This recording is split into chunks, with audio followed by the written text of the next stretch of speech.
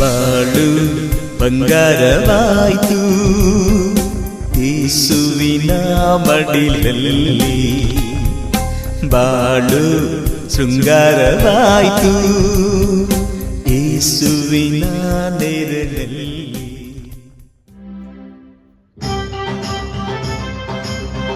Thank you, Jesus. Yesaya.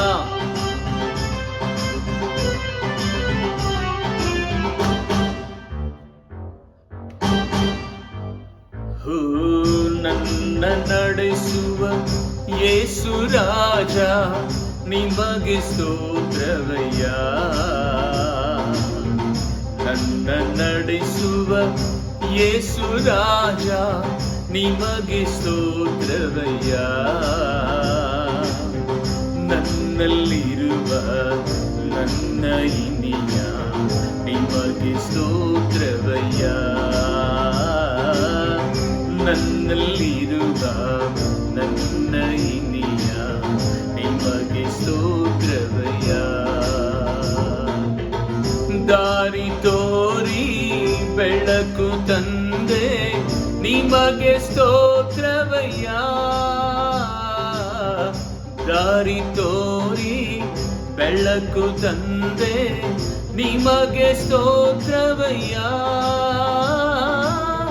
ಬಾಳ ಬೆಳಗಿ ಬೆಳಕು ತಂದೆ, ನಿಮಗೆ ಸ್ತೋತ್ರವಯ್ಯ. ಬಾಳ ಬೆಳಗಿ ಬೆಳಕು ತಂದೆ, ನಿಮಗೆ ಸ್ತೋತ್ರವಯ್ಯ. ನನ್ನ ನಡೆಸುವ ಯೇಸು ರಾಜ, ನಿಮಗೆ ಸ್ತೋತ್ರವಯ್ಯ.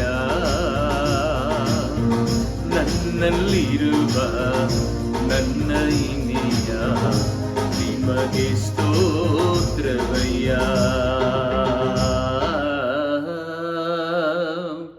ನನ್ನಲ್ಲಿರುವ ನನ್ನ ಇನಿಯ, ನಿಮಗೆ ಸ್ತೋತ್ರವಯ್ಯ. ಕಷ್ಟದ ಕಾಲದಲ್ಲಿ ನಾವು ಹಾದು ಹೋಗ್ತಾ ಇದ್ದೇವೆ. ಶ್ರಮೆಯ ದಿನಗಳು ಇವೆಲ್ಲ ನಮಗೆಲ್ಲವೂ ಸದಾ. ಈ ದಿನಗಳಲ್ಲಿ ನಾವು ಕುಗ್ಗಿ ಹೋದರೆ ನಮ್ಮ ದಿನಗಳು ಬಹಳ ಆತಂಕಕಾರಿಯಾಗಿರ್ತದೆ. ಅದಕ್ಕೆ ಭಕ್ತನಾದ ಯೋಬನು ಹೀಗೆ ಹೇಳುತ್ತಾನೆ, ದಿನಾಂಕ ಸ್ತೋತ್ರವಾಗಲಿ. ಒಂದು ವೇಳೆ ಆಪತ್ತು ಬರ್ತದೆ ಎಂಬುದಾಗಿ ನಿನ್ನ ಮನಸ್ಸಲ್ಲಿ ನೆನೆಸ್ಕೊಂಡ್ರೆ ಆಪತ್ತು ಖಂಡಿತವಾಗಿ ತಪ್ಪದೇ ಬರ್ತದೆ. ಅದಕ್ಕಾಗಿ ಆಪತ್ತುಗಳ ವಿಷಯದಲ್ಲಿ ನಾವು ಯಾವತ್ತೂ ಸದಾ ಕುಗ್ಗಿ ಹೋಗದೆ ದಿನಾಂಕ ಸ್ತೋತ್ರವಾಗಲಿ.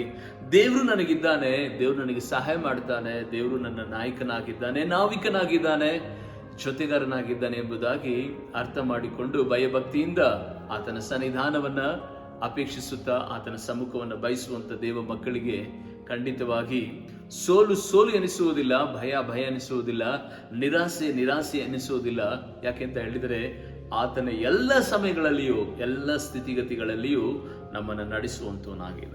ದಾವಿದನ ಜೀವಿತವನ್ನು ನೋಡುವಂತ ಸಂದರ್ಭದಲ್ಲಿ ಆತ್ಮೀಯ ದೇವಜನರೇ, ಆತನು ಸಂತೋಷ ಪಟ್ಟ ದಿನಗಳಿಗಿಂತ ಮಿಗಿಲಾಗಿ ಆತನು ಅರಸನಾದ ನಂತರ ಅವನು ದುಃಖ ಪಟ್ಟಿದ್ದೇ ಹೆಚ್ಚು, ವಿರೋಧವನ್ನ ಅನುಭವಿಸಿದ್ದೇ ಹೆಚ್ಚು, ಶ್ರಮೆಗಳನ್ನ ದಾಟಿ ಹೋಗಿದ್ದೇ ಹೆಚ್ಚಾಗಿ ಪ್ರತಿಕೂಲಗಳನ್ನೇ ಆತನು ಹೆದರಿಸುತ್ತಾ ತನ್ನ ಜೀವಿತ ಕಾಲವೆಲ್ಲ ಅನೇಕ ದಿನಗಳು ಹೆಚ್ಚಾಗಿ ಬರೀ ನಿಂದೆ, ಬರೀ ಅಪಮಾನ, ಬರೀ ನೋವು, ಕಷ್ಟಗಳಲ್ಲೇ ಆತನು ಸಾಗಿದ ದಿನಗಳನ್ನ ನಾವು ಬೈಬಲ್ ಅಲ್ಲಿ ನಾವು ನೋಡುತ್ತೇವೆ.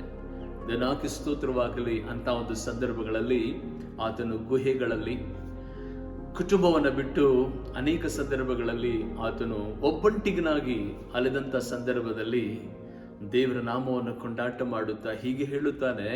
32ನೇ ಕೀರ್ತನೆ 7ನೇ ವಚನ 8ನೇ ವಚನವನ್ನ ನಮ್ಮ ಗಮನಕ್ಕೆ ಇವತ್ತು ದೇವರಾತ್ಮನು ತರ್ತಾ ಇದ್ದಾನೆ. ಈ ಸಂದೇಶ ನನಗೂ ನಿನಗೂ ಸದಾ ಅದು ಅನ್ವಯವಾಗುವಂತ ಒಂದು ಸ್ಥಿತಿನಲ್ಲಿ ದೇವರು ನಮ್ಮ ಜೊತೆಲಿ ಮಾತನಾಡುವಾಗ ಈ ವಾಕ್ಯಗಳಿಗೆ ನಾವು ವಿಧೇಯರಾಗುವಂತವರಾಗೋಣ. ಕೇಳಿಸಿಕೊಳ್ಳೋಣ.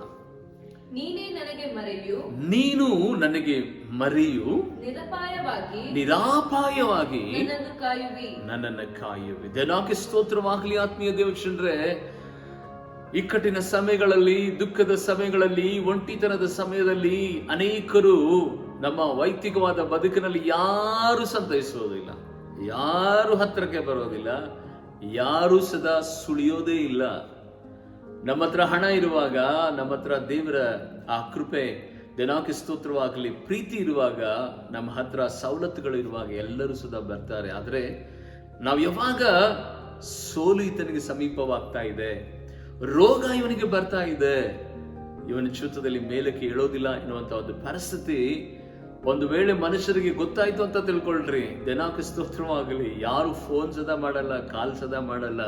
ಅಯ್ಯೋ ನಮಗೆ ಯಾಕೆ ಗೊಡುವೆ, ಈ ಪರಿಸ್ಥಿತಿನಲ್ಲಿ ನಮಗೆ ತಿನ್ನೋದಕ್ಕೆ ಅನ್ನ ಇಲ್ಲ, ನಮಗೆ ಒಂದು ಸ್ಥಿತಿ, ಇಂತಹ ಒಂದು ಕ್ಲಿಷ್ಟಕರವಾದ ಪರಿಸ್ಥಿತಿನಲ್ಲಿ ಇದ್ದೇವೆ.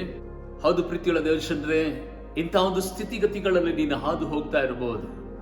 ಯಾರು ಸದಾ ನನ್ನ ಹತ್ತಿರಕ್ಕೆ ಬರ್ತಾ ಇಲ್ಲ, ಯಾರು ಸದಾ ನನಗೆ ಸಮೀಪವಾಗ್ತಾ ಇಲ್ಲ, ಯಾರು ನನ್ನನ್ನು ಆದರಿಸ್ತಾ ಇಲ್ಲಿರುವಂತ ಒಂದು ಕಳವಳ ನಿನಗಿರುವುದಾದ್ರೆ ದಿನಾಂಕ ಸ್ತೋತ್ರವಾಗಲಿ. ಈ ವಚನ ಹೀಗೆ ಹೇಳಿದರೆ, ಆತನೇ ನಮ್ಮನ್ನ ಮೇರೆ ಹಾಕಿ ನಿರಾಪಾಯವಾಗಿ ದಿನಾಂಕ ಸ್ತೋತ್ರವಾಗಲಿ ಕಾಯುವ ಕರ್ತನೆಂಬುದಾಗಿ ಭಕ್ತನಾದ ದಾವೀದನು ಹೇಳ್ತಾನೆ. ಆತನೇ ಇಂಥ ಒಂದು ಸ್ಥಿತಿಗತಿಗಳಲ್ಲಿ ನಮ್ಮನ್ನ ಮೇರೆ ಹಾಕಿ ಕಾದು ಕಾಪಾಡುವ ಕರ್ತನು ನೀನೇ ಎಂಬುದಾಗಿ ಹೇಳಿ ಆತನನ್ನ ಕೊಂಡಾಟ ಮಾಡುತ್ತಾನೆ. ದಿನಾಂಕ ಸ್ತೋತ್ರವಾಗಲಿ. ಯಾಕೆ ಅಂತ ಹೇಳಿದರೆ, ಇಂಥ ಒಂದು ಇಕ್ಕಟ್ಟಿನ ಸಮಯಗಳಲ್ಲಿ ನನ್ನ ಜೀವಿತದಲ್ಲಿ ಬಹಳ ಹಾದು ಬಂದುಬಿಟ್ಟಿದ್ದೇನೆ. ನನ್ನ ಈ ಆತ್ಮಿಕ ಯಾತ್ರೆಯಲ್ಲಿ ಅನೇಕ ಏರುಪೇರುಗಳು, ಅನೇಕ ಇಕ್ಕಟ್ಟುಗಳು, ಅನೇಕ ವಿಧವಾದ ವೇದನೆಗಳು, ಅನೇಕ ವಿಧವಾದಂಥ ಬಲಹೀನತೆಯ ಸಂದರ್ಭಗಳಲ್ಲಿ ದಿನಾಂಕ ಸ್ತೋತ್ರವಾಗಲಿ ನನ್ನ ಜೊತೆನಲ್ಲಿ ಯಾರು ಸದಾ, ಯಾವ ಒಬ್ಬ ವ್ಯಕ್ತಿಯು ಸದಾ ದಿನಾಂಕ ಸ್ತೋತ್ರವಾಗಲಿ ಬಾರದೇ ಇರುವಂಥ ಸಂದರ್ಭಗಳು ನನ್ನ ಅನುಭವದಲ್ಲಿ ಭಯಂಕರವಾಗಿ ದಾಟಿ ಬಂದಿರೋದ್ರಿಂದ ನಿಮಗೆ ನಾನು ಉತ್ತೇಜನ ಪಡಿಸುತ್ತೇನೆ. ದಿನಾಂಕ ಸ್ತೋತ್ರವಾಗಲಿ. ಇಂಥ ಸಂದರ್ಭಗಳಲ್ಲಿ ನಾವು ಕುಗ್ಗಿ ಹೋಗಬಾರದು. ಇಂಥ ಸಂದರ್ಭಗಳಲ್ಲಿ ನಾವು ಯಫಾಕಲಿಸದ ಅವರಿವರ ಮುಖವನ್ನ ನಾವು ನೋಡಬಾರದು. ಕಾರಣ ಏನಂದ್ರೆ, ದಿನಾಂಕ ಸ್ತೋತ್ರವಾಗಲಿ, ಮನುಷ್ಯರ ಮುಖ ನೋಡದೆಯೋ ನೀನ್ ಬಿದ್ದು ಹೋಗ್ತೀಯ. ಒಂದು ವೇಳೆ ಮನುಷ್ಯರ ಮುಖವನ್ನು ನೋಡಿ ಅಯ್ಯೋ ಅವರು ಬರಬೇಕು, ಇವರು ಬರಬೇಕು ಎಂಬುದಾಗಿ ಹೇಳಿ ಒಂದು ವೇಳೆ ಯಾರ ಮೇಲಾದ್ರೂ ನೀನು ಆಸೆ ಪಟ್ಟರೆ ನೀನ್ ನಿರಾಸೆ ಆಗ್ತೀಯ. ಅಷ್ಟು ಮಾತ್ರವಲ್ಲ, ಕುಕ್ಕಿ ಹೋಗ್ಬಿಡ್ತೀಯ ದೇವರ ಮಗುವೆ. ಆದ್ರೆ ನೀನು ಒಂದನ್ನ, ಇಂತಹ ಒಂದು ಏಕಾಂಗಿತನದ ಸಮಯದಲ್ಲಿ, ಒಂಟಿಯ ಸಮಯದಲ್ಲಿ ನೀನು ಒಂದನ್ನ ಮಾಡಬೇಕು, ನಿನ್ ದೇವರನ್ನೇ ನೀನು ಆತುಕೊಳ್ಳಬೇಕು. ನೀನು ಹೇಳ್ಬೇಕು, ದಿನಾಂಕ ಸ್ತೋತ್ರವಾಗಲಿ, ನೀನು ನನ್ನನ್ನ ಕಾಯುವ ದೇವರೇ ಕರ್ತನೆ, ಮೇರಿಯಾಗಿದ್ದುಕೊಂಡು ನಿರಾಪಾಯವಾಗಿ ನಾನು ತಲುಪಬೇಕಾದಂತ ಸ್ಥಳಕ್ಕೆ ನನ್ನನ್ನು ತಲುಪಿಸುವ ದೇವರು ನೀನು ಎಂಬುದಾಗಿ ಈ ಸಂದರ್ಭ ನೀನು ಕೊಂಡಾಟ ಮಾಡುವಂತ ಸಂದರ್ಭವಾಗಿದೆ. ದಿನಾಂಕ ಸ್ತೋತ್ರವಾಗಲಿ. ಹೆದರಬೇಡ. ಮುಂದೆ ದಾವೀದನು ಹೇಗೆ ಹೇಳ್ತಾ ಹೋಗ್ತಾ ಇದ್ದಾನೆ, ನನ್ನನ್ನು ವಿಮೋಚನಾ ಧ್ವನಿಯಿಂದ ದೇವರೇ, ವಿಮೋಚನಾ ಗಾನದಿಂದ ದೇವರೇ, ಉತ್ಸಾಹದಿಂದ, ಸಂತೋಷದಿಂದ ನನ್ನನ್ನು ನೀನು ಬಲಪಡಿಸುತ್ತಿ, ನಡೆಸುತ್ತಿ ಎಂಬುದಾಗಿ ದಿನಾಂಕ ಸ್ತೋತ್ರವಾಗಲಿ ದೇವರನ್ನ ಕೊಂಡಾಟ ಮಾಡುತ್ತಾನೆ. ಇಂಥ ಸಂದರ್ಭಗಳನ್ನ ದಾವೀದನು ಅನುಭವವಾಗಿ ದಿನಾಂಕ ಸ್ತೋತ್ರವಾಗಲಿ ಇಲ್ಲಿ ಬರೆಯುವುದನ್ನು ನಾವು ನೋಡುತ್ತೇವೆ. ಜನರು ಮಾತನಾಡಬಹುದ್ರಿ, ದಿನಾಂಕ ಸ್ತೋತ್ರವಾಗಲಿ, ಏನೆಲ್ಲ ಮಾತನಾಡಬಹುದು, ಆದರೆ ಅನುಭವದಿಂದ ಮಾತನಾಡ್ತಾರಲ್ಲ, ಅದು ಬಹಳ ಶ್ರೇಷ್ಠವಾದದ್ದು. ಮೇಲೆ ಮಾತನಾಡ್ತಾರೆ, ಬಿಡ್ರಿ ಅವರಿಗೇನು ಕಡಿಮೆ, ನನಗಿಂತ ಕಷ್ಟ ಬಂದಿತ್ತು, ಇಂಥ ಕಷ್ಟ ಬಂದಿತ್ತು, ಹಾಗಿದೆ ಹೀಗಿದೆ ಎಂಬುದಾಗಿ ಹೇಳೋದು ಸುಲಭ. ಆದರೆ ದಿನಾಂಕ ಸ್ತೋತ್ರ ಆ ಕಷ್ಟದಲ್ಲಿ ಬಿದ್ದು ಆ ವೇದನೆಯನ್ನು ಅನುಭವಿಸಿ ಅಂತಹ ಸ್ಥಿತಿಗಳಿಂದ ದೇವರು ಪಾರು ಮಾಡ್ತಾನಲ್ಲ, ಆ ಸಾಕ್ಷಿ ಇದೆಯಲ್ಲ, ಆ ಅನುಭವ ಇದೆಯಲ್ಲ, ಆ ಶ್ರೇಷ್ಠತೆ ಇದೆಯಲ್ಲ, ಅದು ಭಯಂಕರವಾದದ್ರಿ, ಅದು ಭಯಂಕರವಾದದ್ದು. ದಿನಾಂಕ ಸ್ತೋತ್ರವಾಗಲಿ. ಕಳೆದ ಜನವರಿ ಫಸ್ಟ್ ವೀಕ್ನಿಂದ ಹಿಡಿದು ದಿನಾಂಕ ಸ್ತೋತ್ರವಾಗಲಿ ಕಳೆದ ವಾರದ ತನಕ ಹತ್ತಿರ 4.5 ತಿಂಗಳುಗಳ ಕಾಲ ದಿನಾಂಕ ಸ್ತೋತ್ರವಾಗಲಿ ಹೊರಗಡೆನೆ ಓಡಾಡಲಾರದಂತ ಒಂದು ಪರಿಸ್ಥಿತಿ. ದಿನಾಂಕ ಮಹಿಮೆ ಉಂಟಾಗಲಿ. ಪ್ರೀತಿಯುಳ್ಳ ದೇವಜನರೇ, ಕಣ್ಣಿನ ಆಪರೇಷನ್ ಆಯಿತು. 1 ಅಲ್ಲ 2 ಅಲ್ಲ 3 ಬಲವಾದ ಆಪರೇಷನ್ಸ್ಗಳು. ರೆಟಿನಾ, ಐಬಾಲ್ ಆಪರೇಷನ್ಸ್ ಆಯಿತು. 4 ತಿಂಗಳುಗಳ ಕಾಲ ಸತತವಾಗಿ ಹೊರಗಡೆ ಓಡಾಡಲಾರದಂತ ಒಂದು ಪರಿಸ್ಥಿತಿ. ಆ ಇಕ್ಕಟ್ಟು ಹೇಗೆ ಇರಬಹುದು ನೋಡ್ರಿ. ದಿನಾಂಕ ಸ್ತೋತ್ರವಾಗಲಿ. ನಾವು 14 ದಿವಸ 10 ದಿವಸ ಲಾಕ್ಡೌನ್ ಎಂಬುದಾಗಿ ನೆನೆಸಿದ ತಕ್ಷಣವೇ ಭಯಂಕರವಾದಂತ ಒಂದು ವೇದನೆ ನಮ್ಮನ್ನು ಆವರಿಸಿಕೊಳ್ಳುತ್ತದೆ. ಸತತವಾಗಿ 4 ತಿಂಗಳುಗಳ ಕಾಲ ಹೊರಗಡೆ ಓಡಾಡಲಾರದಂತ ಪರಿಸ್ಥಿತಿನಲ್ಲಿ ದಿನಾಂಕ ಸ್ತೋತ್ರವಾಗಲಿ ನಾನು ತಿಳಿದುಕೊಂಡಂತ ಒಂದು ಸಂಗತಿ ಏನು ಗೊತ್ತಾ, ಯಾರು ನಮ್ಮ ಸಹಾಯಕ್ಕೆ ಬರೋದಿಲ್ಲ, ಯಾರು ನಮ್ಮ ಜೊತೆನಲ್ಲಿ ನಿಂತುಕೊಳ್ಳೋದಿಲ್ಲ, ಯಾರು ಸದಾ 10 ರೂಪೀಸ್ ತಗೊಳ್ಳಿ ಎಂಬುದಾಗಿ ನಮಗೆ ಯಾರು ಸಹಾಯ ಮಾಡೋದಿಲ್ಲ. ಆದರೆ ದೇವರಿಗೆ ಸ್ತೋತ್ರವಾಗಲಿ, ಈ ಒಂದು ಪರಿಸ್ಥಿತಿನಲ್ಲಿ ದೇವರು ನನಗೆ ಕಲಿಸಿದಂಥ ಒಂದು ದೊಡ್ಡ ಪಾಠ ಏನು ಗೊತ್ತಾ? ದೇವರಿಗೆ ಸ್ತೋತ್ರವಾಗಲಿ, ಆತನ ಹಾಗೆ ನಮ್ಮನ್ನು ಕಾಯುವ ದೇವರು ಈ ಲೋಕದಲ್ಲಿ ಯಾರೂ ಇಲ್ಲ. ನಾನು ತಿಳಿದುಕೊಂಡಿದ್ದೇನು ಗೊತ್ತಾ? ಆ 4 ತಿಂಗಳುಗಳ ಕಾಲ ಸತತವಾಗಿ ಬರೀ ಹಾಡುಗಳನ್ನು ಹಾಡುವುದು, ದೇವರಿಗೆ ಸ್ತೋತ್ರವನ್ನು ಮಾಡುವುದು, ದೇವರ ವಾಕ್ಯವನ್ನು ಕೇಳಿಸಿಕೊಳ್ಳುವುದು, ದೇವರ ವಾಕ್ಯವನ್ನು ಧ್ಯಾನ ಮಾಡುವಂಥದ್ದು. ವಾವ್, ಎಂಥ ಅನುಭವ ಗೊತ್ತಾ? ದೇವರಿಗೆ ಸ್ತೋತ್ರವಾಗಲಿ. ಸತತವಾಗಿ 4 ತಿಂಗಳ ಕಾಲ ದೇವರೊಟ್ಟಿಗೆ ಜೀವಿಸುವಂಥ ಆ ಪ್ರಕ್ರಿಯೆ ಇದೆಯಲ್ಲ, ಈ ಲೋಕದಲ್ಲಿ ಅದಕ್ಕಿಂತ ದೊಡ್ಡ ಸಂತೋಷದ ದಿನಗಳು, ಅದಕ್ಕಿಂತ ವಿಮೋಚನೆಯ ದಿನಗಳು ನನ್ನ ಜೀವಿತದಲ್ಲಿ ನಾನು ಕಾಣಲೇ ಇಲ್ಲ. ದೇವರಿಗೆ ಸ್ತೋತ್ರವಾಗಲಿ. ಈ ಹೆದರದಿರು ನನ್ನ ಮನವೇ ಸೇವೆ ಮೂಲಕವಾಗಿ ಅನೇಕರು ಆಶೀರ್ವದಿಸಲ್ಪಟ್ಟರು, ಅನೇಕರು ಕೋಟ್ಯಾಧೀಶ್ವರರಾದರು, ಅನೇಕ ವಿಧದಲ್ಲಿ ದೇವರಿಗೆ ಸ್ತೋತ್ರವಾಗಲಿ ಸಮೃದ್ಧಿಯ ಜೀವಿತವನ್ನು ಕಂಡಂತ ವ್ಯಕ್ತಿಗಳು ಸದಾ ತಿರುಗಿ ನೋಡಲಾರದಂತ ಪರಿಸ್ಥಿತಿ, ದೇವರಿಗೆ ಸ್ತೋತ್ರವಾಗಲಿ ತಿರುಗಿ ಮಾತನಾಡಲಾರದಂತ ಪರಿಸ್ಥಿತಿ ಸ್ಥಿತಿಗತಿಗಳಲ್ಲಿ ಬಂದಂತರೂ ಸದಾ ದೇವರಿಗೆ ಸ್ತೋತ್ರವಾಗಲಿ. ನನ್ನ ಆತ್ಮಿಕತೆ ಬದುಕಿನಲ್ಲಿ ಯಾರನ್ನು ನಾನು ದೃಷ್ಟಿಸಿ ನೋಡಲಿಲ್ಲ, ಯಾರ ಹಣವನ್ನು ಸದಾ ನಾನು ಬಯಸಲಿಲ್ಲ, ಯಾರ ವಿಧವಾದಂಥ ಪರಿಸ್ಥಿತಿಗೂ ಗೋಚಿಗೂ ಸದಾ ನಾನು ಹೋಗದೆ ನಾನು ದೇವರನ್ನೇ ದೃಷ್ಟಿಸಿ ನೋಡಿದೆ, ದೇವರನ್ನೇ ಆರಾಧಿಸಿದೆ. ಆ ಅನುಭವ ಇದೆಯಲ್ಲ ಈ ಲೋಕದಲ್ಲಿ, ದೇವರಿಗೆ ಸ್ತೋತ್ರವಾಗಲಿ, ಅದಕ್ಕಿಂತ ಸಂತೋಷದ ದಿನಗಳು ಇನ್ನಾವುದೂ ನನ್ನ ಲೈಫ್ನಲ್ಲಿ ನಾನು ನೋಡಲಿಕ್ಕೆ ಆಗಲಿಲ್ಲ. ಇವತ್ತು ನಿನ್ನ ಪರಿಸ್ಥಿತಿ ಏನಾಗಿದೆಯೋ ನಿನಗೆ ಚೆನ್ನಾಗಿ ಗೊತ್ತು. ಜನರ ಮೇಲೆ ಮಾತನಾಡಬಹುದು, ಆದರೆ ದೇವರಿಗೆ ಸ್ತೋತ್ರವಾಗಲಿ, ನಿನ್ನ ಪರಿಸ್ಥಿತಿಯನ್ನು ಅರಿತಂತ ದೇವರು ನಿನ್ನ ಪರವಾಗಿ ಯಾವಾಗಲೂ ಕಾರ್ಯ ಮಾಡ್ತಾನೆ. ನೀನು ನಿರಾಸೆ ಆಗಬೇಡ, ನೀನು ಕುಗ್ಗಿ ಹೋಗಬೇಡ, ಬಳಲಿ ಹೋಗಬೇಡ. ದೇವ ಮಗುವೆ, ದೇವರಿಗೆ ಸ್ತೋತ್ರವಾಗಲಿ. ಆತನು ನಿನ್ನನ್ನು ಕಾಯುವ ಮೇರೆಯು ಅಷ್ಟು ಮಾತ್ರವಲ್ಲ, ನಿರಾಪಾಯವಾಗಿ ಸೇರಬೇಕಾದಂಥ ಒಂದು ಸ್ಥಿತಿಗೆ ನಿನ್ನನ್ನು ಸೇರಿಸುವ ಕರ್ತನು ಆತನಾಗಿದ್ದಾನೆ. ದೇವರಿಗೆ ಸ್ತೋತ್ರವಾಗಲಿ. ಅಷ್ಟು ಮಾತ್ರವಲ್ಲ, ವಿಮೋಚನ ಧ್ವನಿಯಿಂದ ದೇವರ ನಾಮವನ್ನು ಘೋಷಿಸಲಿಕ್ಕಾಗುವಂತೆ ನಿನಗೆ ಸಹಾಯ ಮಾಡುವ ಕರ್ತನು ಆತನು ಮಾತ್ರವಲ್ಲದೆ, ನೀನು ನಡೆಯಬೇಕಾದಂಥ ಮಾರ್ಗವನ್ನು, ನೀನು ಹಾದು ಬರಬೇಕಾದಂಥ ಆ ಸ್ಥಿತಿಗತಿಗಳನ್ನು ಆತನೇ ನಿನಗೆ ಬೋಧಿಸುವಂಥವನಾಗಿದ್ದಾನೆ. ಕಷ್ಟ ಕಾಲಗಳು ಒಬ್ಬ ಮನುಷ್ಯನಿಗೆ ಬಂದರೆ ಎಷ್ಟು ಒಳ್ಳೆಯದು ಗೊತ್ತಾ? ಆ ಕಷ್ಟ ಕಾಲದಲ್ಲಿ ನಾವು ಮೊರೆಯನ್ನು ಇಡುವುದಕ್ಕೆ ಪ್ರಾರಂಭ ಮಾಡಿದರೆ, ದೇವರನ್ನು ಆಶ್ರಯಿಸಿಕೊಳ್ಳುವುದಾದರೆ, ಸ್ವಸ್ಥ ಬೋಧನೆಯನ್ನು ಆತನು ನಮಗೆ ಪ್ರಕಟಪಡಿಸುತ್ತಾನೆ. ಸ್ವಸ್ಥತ ಬೋಧನೆಯನ್ನು ಆತನು ನಮಗೆ ಪ್ರಕಟಪಡಿಸುತ್ತಾನೆ. ನಡೆಯಬೇಕಾದ ಮಾರ್ಗ ಇದೇ ಮಾರ್ಗ. ಜನರ ಬಣ್ಣ, ಜನರ ವೈಯಕ್ತಿಕವಾದಂಥ ಅವರ ಜೀವನ ನಮ್ಮ ಕಣ್ಣೆದರಲ್ಲಿ ದೇವರು ತಂದು ಕೊಟ್ಬಿಡ್ತಾನೆ. ಯಾರು ಎಷ್ಟರ ಮಟ್ಟಿಗೆ ಯಾವ ರೀತಿಯಾಗಿ ಪ್ರೀತಿಸುತ್ತಾರೆ, ಯಾವ ಮನುಷ್ಯರ ಪ್ರೀತಿ ಎಲ್ಲಿ ತನಕ ಇರ್ತದೆ, ನಿಜವಾದ ಮನುಷ್ಯನ ಬಣ್ಣ ಬಯಲಾಗೋದು ಯಾವಾಗ ಗೊತ್ತಾ? ದೇವರಿಗೆ ಸ್ತೋತ್ರವಾಗಲಿ. ಕಷ್ಟ ಕಾಲದಲ್ಲಿ ನಾವು ಆಪತ್ತು ವಿಪತ್ತುಗಳಲ್ಲಿ ಬಿದ್ದಂಥ ಸಂದರ್ಭದಲ್ಲಿ ಅಯ್ಯೋ ಏನೋ ಮಾಡಿರಬಹುದು, ಅಯ್ಯೋ ಯಾವುದೋ ಒಂದು ರೀತಿಯಲ್ಲಿ ಏನೋ ಒಂದು ತಡೆ ಬಂದಿರಬಹುದು, ಅದಕ್ಕೆ ನಾವೇನು ಮಾಡೋಕ್ಕಾಗುತ್ತೆ, ಹೀಗಾಗುತ್ತೆ ಹೀಗೆ ಆಗುತ್ತೆ ಎಂಬುದಾಗಿ ಚುಚ್ಚುತ್ತಾ ಇರ್ತಾರೆ, ಮುಳ್ಳನ್ನು ಹಾಕ್ತಾ ಇರ್ತಾರೆ. ಆದರೆ ದೇವರು ತಾನೇ ನಮಗೆ ಹಾಕಿ ಮಾಡುವುದಿಲ್ಲ.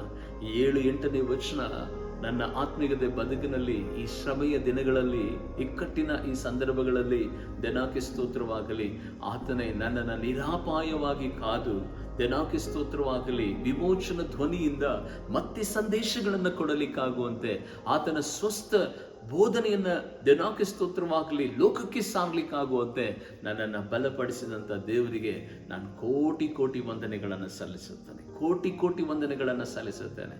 ಆತ್ಮೀಯ ದೇವಚಂದ್ರೇ, ಈ ಕಷ್ಟ ಕಾಲದಲ್ಲಿ ನಮ್ಮನ್ನು ನಡೆಸುವ ದೇವರು ಆತನು ಕತ್ತಲೆಗೆ ಕಾರಣನಾದ ದೇವರಲ್ಲ, ಬೆಳಕಿಗೆ ಕಾರಣನಾಗಿರುವಂಥ ದೇವರು ನಮ್ಮ ಬಾಳನ್ನು ಇನ್ನೂ ಬೆಳಗಿಸಿ, ನಮ್ಮ ಸೇವೆಗಳನ್ನು ಇನ್ನೂ ಬೆಳಗಿಸಿ, ನಮ್ಮ ಆತ್ಮಿಕತೆ ಬದುಕನ್ನು ಇನ್ನೂ ಬೆಳಗಿಸಿ, ಇನ್ನೂ ಅತ್ಯುನ್ನತವಾಗಿ ಯಾರು ಅವಮಾನಿಸಿದರೋ, ಯಾರು ನಮಗೆ ನಿಂದೆ ಮಾಡಿದರೋ, ಯಾರು ಅಪಹಾಸ್ಯ ಮಾಡಿದರೋ ಅವರ ಎದುರಿನಲ್ಲಿ ನಾವು ತಲೆ ಎತ್ತುವಂತೆ ಮಾಡಿ ನಮ್ಮ ಸೇವೆಯನ್ನು ಇನ್ನೂ ಬಲಪಡಿಸುವಂಥ ದೇವರು, ಇನ್ನೂ ಅನೇಕ ವಿಧವಾದಂಥ ದೇವರ ಕ್ರಿಯೆಗಳನ್ನು ನಡೆಸಲಿಕ್ಕಾಗುವಂತೆ ನಮ್ಮನ್ನು ಬದುಕಿಸುವ ದೇವರು ಆತನಾಗಿರೋದ್ರಿಂದ ಈ ಕಷ್ಟ ಕಾಲದಲ್ಲಿ ಯಾರು ಭಯಪಡಬೇಡ್ರಿ. ಆತನು ನಿನಗೆ ನಿರಪಾಯವಾದ ಸ್ಥಳದಲ್ಲಿ ಸಾಗಿಸಿ ಅನೇಕರಿಗೆ ಸಾಕ್ಷೀಕರಿಸುವುದಕ್ಕಾಗಿಯೇ ಇಕ್ಕಟ್ಟುಗಳನ್ನು ತಂದಿದ್ದಾನೆ. ಆದರೆ ಇಕ್ಕಟ್ಟುಗಳಾಗಿರೋದಿಲ್ಲ, ಅದನ್ನು ಜಯವಾಗಿ ವಿಮೋಚನ ಧ್ವನಿಯಾಗಿ ಮಾರ್ಪಡಿಸಿ ನಿನಗೆ ಬಲಗೊಳಿಸುವ ಕರ್ತನಾತನಾಗಿದ್ದಾನೆ. ಪ್ರಾರ್ಥನೆ ಮಾಡಿಕೊಳ್ಳೋಣ. ಪರಿಶುದ್ಧನಾದ ದೇವ, ನಿನ್ನ ಮಧುರವುಳ್ಳ ಪ್ರಸನ್ನತೆಗಾಗಿ ಸ್ತೋತ್ರ ಮಾಡುತ್ತೇವೆ. ದೇವಾದಿ ದೇವನೇ ಕರ್ತನೆ, ನನ್ನ ನಡೆಸುವ ಯೇಸು ರಾಜ, ಒಂದು ದಿನವೂ ಸದಾ ಕೈ ಬಿಡದೆ ತೊರೆಯದೆ ನಮ್ಮನ್ನು ದೇವರೇ ಬಲಪಡಿಸುತ್ತಾ, ದೇವರೇ ನಿನ್ನ ಮಹಿಮೆಯುಳ್ಳ ಕರ್ತನೆ ಕರಗಳಿಂದ ನಡೆಸುವಂತ ದೇವರು ನೀನೊಬ್ಬನೇ ರಾಜ. ಈ ಕರೋನಾ ದೇವರೇ ಕರ್ತನೆ ಇಕ್ಕಟ್ಟಿನ ಸಮಯದಲ್ಲಿ ಕರ್ತನೆ ನಿನ್ನ ಮಕ್ಕಳನ್ನ ದೇವರೇ ನೀನು ನಡೆಸು. ನಿನ್ನ ಕರ್ತನೆ ಸ್ವಾಮಿ ಸ್ವಸ್ಥ ಬೋಧನೆ, ನೀನು ನಡೆಯಬೇಕಾದ ಮಾರ್ಗಗಳನ್ನು ದೇವರೇ ನಿನ್ನ ಮಕ್ಕಳಿಗೆ ಪ್ರಕಟಿಸುವುದರ ಮೂಲಕವಾಗಿ ನಜರೇತಿನ ಯೇಸುವಿನ ನಾಮದಲ್ಲಿ ಈ ಮುದ್ದಾದ ಮಕ್ಕಳನ್ನ ದೇವರೇ ಯಾರ್ಯಾರು ಈ ಲೈವ್ ನಲ್ಲಿ ನೋಡ್ತಾ ಇದ್ದಾರೋ ಅವರ ಜೀವಿತದಲ್ಲಿ ಕರ್ತನೆ ಅವರ ದುಃಖಗಳು ನೀಗಿ, ಅವರ ವೇದನೆಗಳು ನೀಗಿ, ಅವರ ರೋಗಗಳು ನೀಗಿ, ವಿಮೋಚನಾ ಧ್ವನಿಯಿಂದ ನನ್ನ ಕರ್ತನು ಇದನ್ನು ಮಾಡಿದನು, ನನ್ನ ಕರ್ತನಿಂದ ಇದು ಸಾಧ್ಯವಾಯಿತು, ಈ ಕಷ್ಟದ ಅನುಭವದಲ್ಲಿ ದೇವರು ನನಗೆ ಹೊಸ ಪಾಠವನ್ನು ಕಳಿಸಿದನು, ಹೊಸ ಸ್ವಸ್ಥತಾ ಬೋಧನೆಯನ್ನು ನನಗೆ ಪ್ರಕಟಿಸಿದೆಂಬುದಾಗಿ ಸಾಕ್ಷೀಕರಿಸಲಿಕ್ಕಾಗುವಂತೆ ಒಂದು ದೊಡ್ಡ ದೊಡ್ಡ ಅದ್ಭುತಗಳನ್ನ ನಿನ್ನ ಮಕ್ಕಳ ಜೀವಿತದಲ್ಲಿ ನೀನು ಕರ್ತನೆ ಸ್ವಾಮಿ ಮಾಡುವುದರ ಮೂಲಕವಾಗಿ ದೇವಾದಿ ದೇವನೇ ಅವರ ಕುಟುಂಬ, ಅವರ ಮಕ್ಕಳು ದೇವರೇ ಪ್ರತ್ಯೇಕವಾಗಿ ದೇವರೇ ಕರ್ತನೆ ಅವರ ಜೀವಿತಕ್ಕೆ ಬೇಕಾದ ಎಲ್ಲ ವಿಧವಾದ ಸಹಾಯವನ್ನು ನೀನು ಅನುಗ್ರಹಿಸಿ ನಡೆಸುವಂತವನಾಗು. ಎಲ್ಲ ಸಹಾಯಗಳನ್ನು ನೀನು ಬಿಡುಗಡೆ ಮಾಡಿ ನಡೆಸುವಂತವನಾಗು. ಯೇಸು ಕ್ರಿಸ್ತನ ನಾಮದಲ್ಲಿ ಬೇಡಿ ಪ್ರಾರ್ಥಿಸ್ತೇನೆ ನನ್ನ ಪರಲೋಕದ ತಂದೆಯಾದ ದೇವರೇ. Amen, amen. ದೇವರು ನಿಮ್ಮನ್ನು ಆಶೀರ್ವದಿಸಲಿ.